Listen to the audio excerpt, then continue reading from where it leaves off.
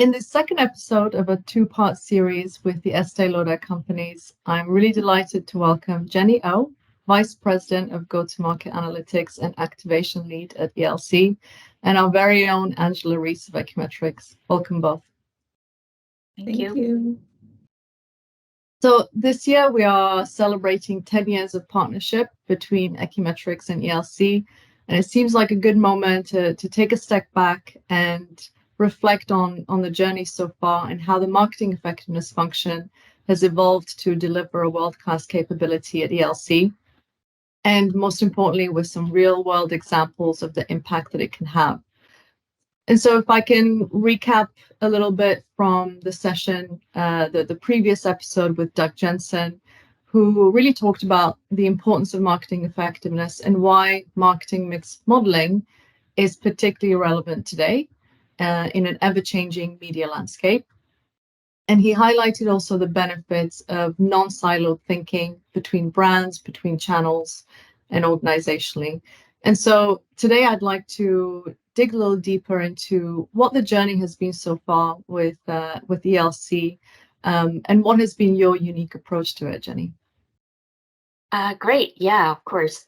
So when we first brought the MMM capability into our company about 10 years ago, we were first focused on the total business incremental ROIs. So at the time, in terms of media measurement, we only had the last click attribution modeling in-house. So we had some knowledge on the effectiveness of the lower funnel performance driving tactics. However, we didn't have any measurement on the traditional and upper funnel media tactics, which still accounted for a large share of spend at the time. So it was a challenge for the brands to optimize for the total brand, not just a specific channel. So the first objective was to have a holistic measurement across both brick and mortar and online, so that the optimization is based on the same set of ROIs. We built models at the distribution channel level to illustrate the channel substitution and halo impact, which helped us prove that the upper funnel equity driving tactics can also drive online sales, and that the lower funnel performance driving tactics can also drive offline sales. And this helped us to start to have holistic budget optimization conversations based on the incremental ROIs. And once we had the total brand ROIs, then the next challenge was to protect the equity driving upper funnel activities, as they tend to have lower ROIs than the performance driving lower funnel, activities. So when, optimized just based on ROIs, the media mix tend to shift towards more lower funnel tactics. And really, to drive brand health, we needed to continue to invest in awareness and desirability, utilizing media tactics to recruit new consumers. So for this purpose, we work with Ekimetrics on developing the multi-stage MMM capability, which is the unique approach to measurement we have been utilizing for over 5 years now. And this multi-stage MMM methodology allows us to measure the impact of our media and promotional tactics at not only driving conversion or sales, but also at driving the upper funnel desirability and the middle funnel consideration. And through this methodology, we're able to not only optimize on ROIs, but really take into consideration different objectives of media so that we can optimize the mix to drive sales and also to drive awareness and desirability. That's quite a lot that the capability is doing for you there. I think a common challenge that we hear as well in the marketplace is exactly that around defending. It becomes easy to divert budget to the lower funnels where you have more measurement, and so marketing directors often only have one side of the coin. And it becomes difficult to justify the budgets that you need to drive your brand health in the long term, resulting in less than optimal decisions to be made over time. And so I'm curious what has been the impact on, therefore, the evolution of your marketing as a result of that. Initially, the big challenge was about proving that digital media tactics drove offline sales. So with MMM, we were able to make moderate shifts in media mix from more traditional to digital media and show that the overall ROI continued to increase and that we were driving sales. And it took a little while, but we were able to build confidence through consistent measurement approach to drive this change. And when we track ROI evolution over the last 9 or so years, this mix shift contributed to a significant ROI increase, double-digit increases. So now we are focused on optimizing within digital media as the landscape continues to evolve and the new platforms enter the market. As social and digital media continues to become more sophisticated, we're requiring more granular level of measurement to inform our brands to help with tactical decisions. So for instance, we're not only measuring the overall TikTok ROI, but the differences in effectiveness and efficiency within TikTok with different objectives and formats, whether it's awareness and consideration versus conversion. And we're able to discern the impact of paid versus organic social media through multi-stage MMM, which is another plus. And through this level of granular measurement, we're able to utilize these results to recommend a full funnel sufficiency to drive brand health as well as sales. And so with all that in mind, do you have any examples of real world learnings or wins that you've been able to apply as a result of what you've seen from the measurement? Yes. So I think one of the key measurement success stories with multi-stage MMM is on earned media. So we have been measuring the incremental impact of PR and press for years, but when influencer marketing came about, the big question was how to quantify the impact. Once we identified the correct data source to represent influencer marketing in the models, we were able to measure the incremental impact of influencer marketing at not only driving sales, but driving upper funnel desirability as well as consideration. So even as influencer marketing became more of a paid program instead of just earned, because we had proven the effectiveness of the tactic, we were able to invest in it and also have an idea of when the spend will hit the saturation point. Another example is on TikTok. When TikTok started becoming big in the US, similar to influencer marketing, we didn't know for certain that TikTok can drive incremental sales. But after we had a few campaigns on the platform, we were able to measure the incremental impact of TikTok at driving sales and different parts of the consumer purchase funnel. So from these measurement experiences, we learned that organic earned media is effective, not only at driving awareness and desirability, but also at driving sales. And Clinique Black Honey is a good example where after the product went viral, it was sold out everywhere.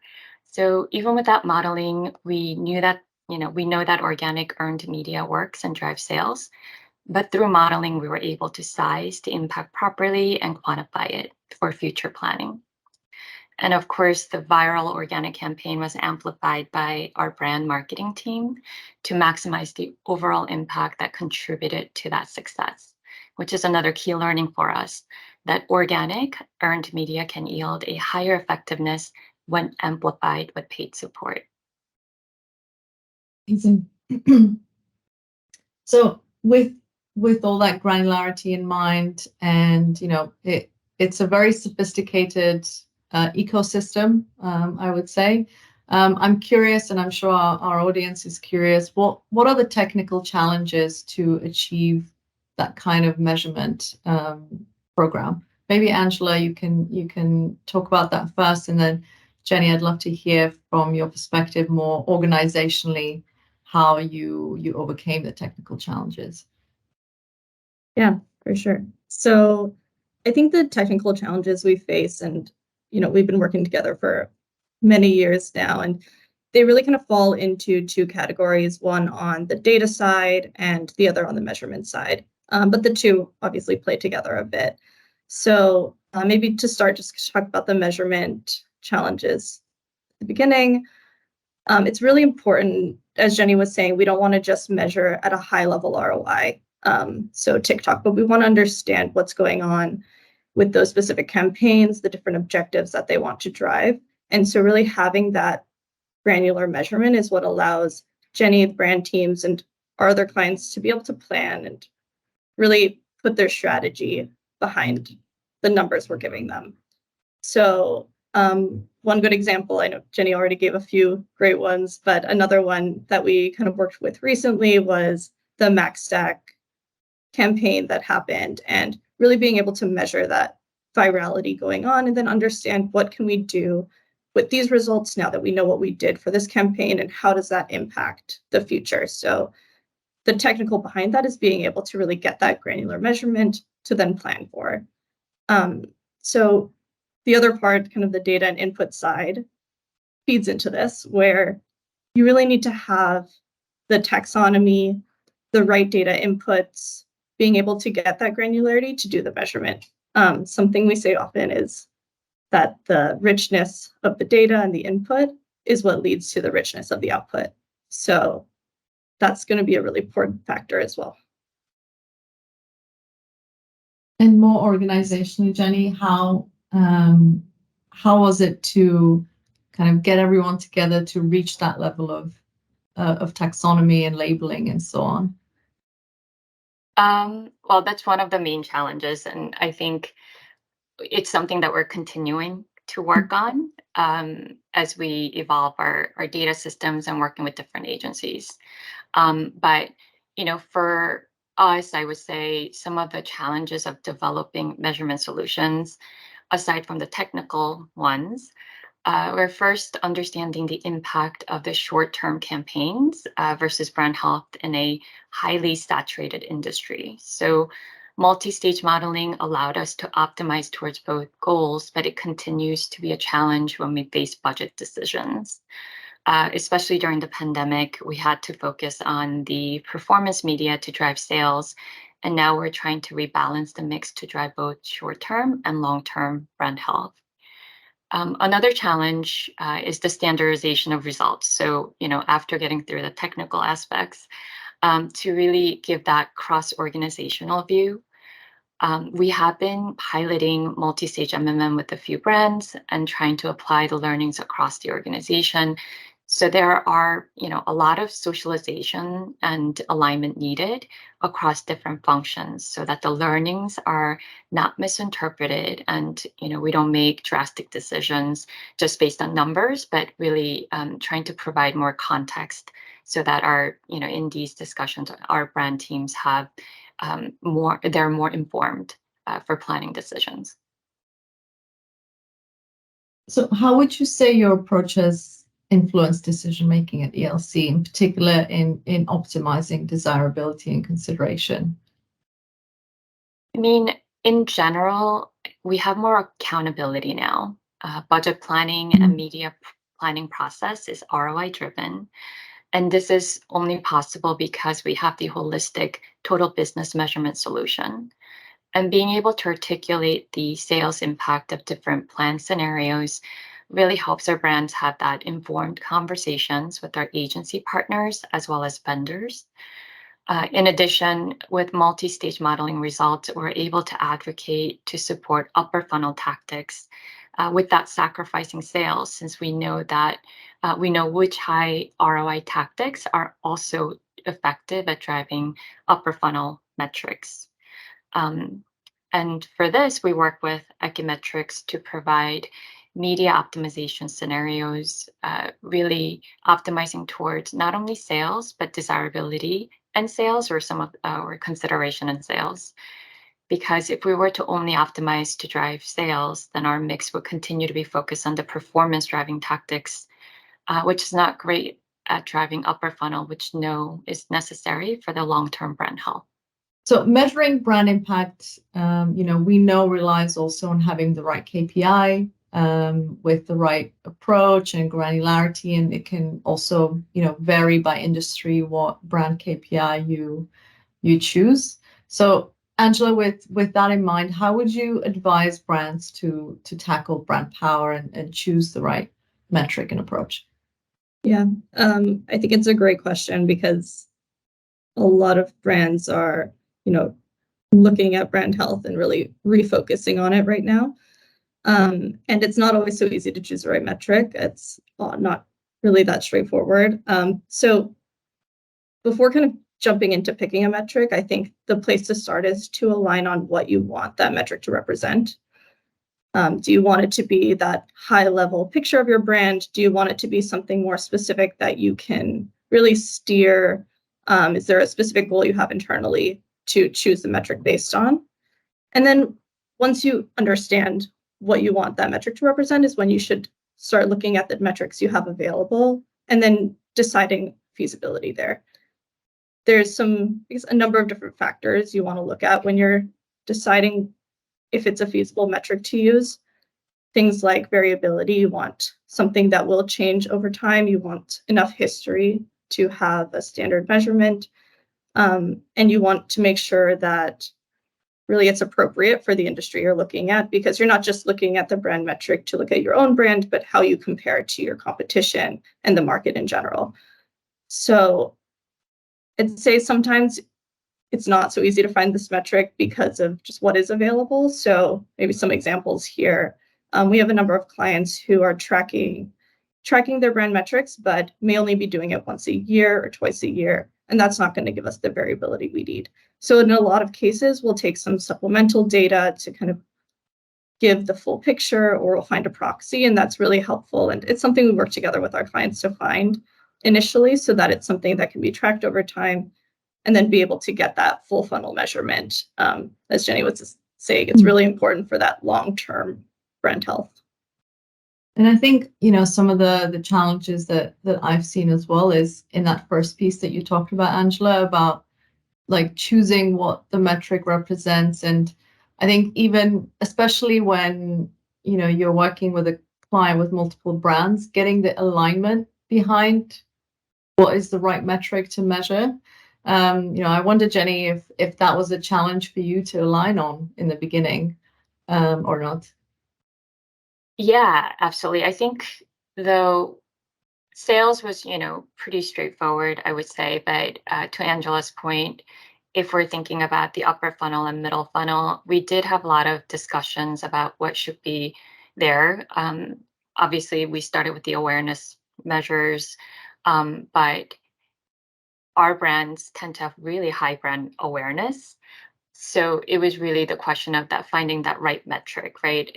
What do we want the action of the media to be?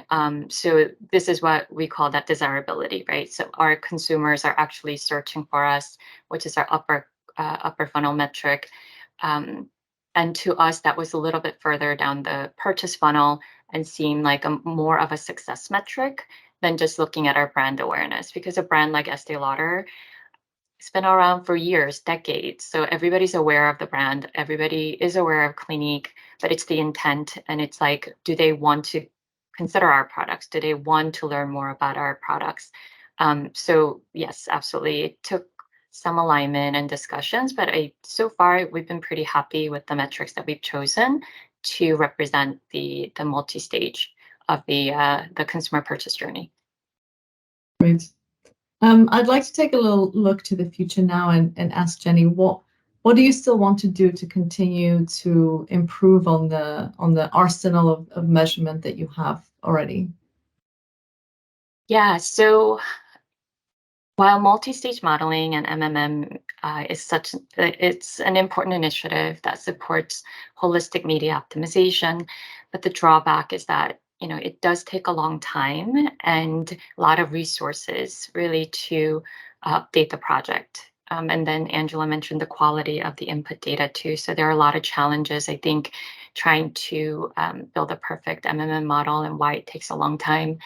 So what we're trying to work on is really recognizing that MMM is not going to answer all questions. There isn't one measurement solution that's going to solve all of our measurement issues. So we're developing a holistic measurement strategy to enable more real-time decisions, working with different modeling methodologies to complement MMM, while still utilizing MMM to inform the top-down, more strategic decisions when it comes to media planning. So right now we're working on implementing lift studies, which is helping us kind of test and learn new tactics and also measuring the impact or different formats and different campaigns or different creatives for us to really test and learn and before even going to market. But in general, I think it's important to remember that not one measurement solution fits everything, and being open-minded about having more of a diverse measurement solution or strategies, but being super clear on when to use which modeling technique and having that alignment across the organization.